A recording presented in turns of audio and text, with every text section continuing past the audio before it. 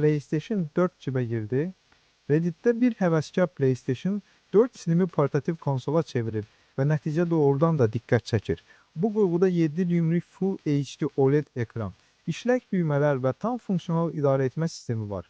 Ən maraqlısı isə odur ki, bu sadəcə maket deyil, real oyun açan canlı bir canavardır. Layihə üçün ana plata keçirilib, soyutma sistemi yenidən qurulub və temperatur nəzarəti əlavə edilib. Üstəlik cihazda HDMI çıxışı və 3 USB-C portu da saxlanılıb, yəni istəsən handheld, istəsən klassik konsol kimi istifadə edə bilərsən. Bir sözlə, mod adı altında mini mühəndislik serialı izləyirik, sadəcə popcorn çatmır. Bu portativ PlayStation 4 Slim 6 ədəd 21700 batarya ilə işləyir və yüngül yüklərdə təxminən 3 saata qədər avtonomluq verir.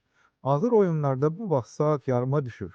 Amma belə bir sistem üçün nəticə yenə də çox iddialıdır. Səncə Sony bunu rəsmi şəkildə çıxarsaydı, bazarı silkələyərdi?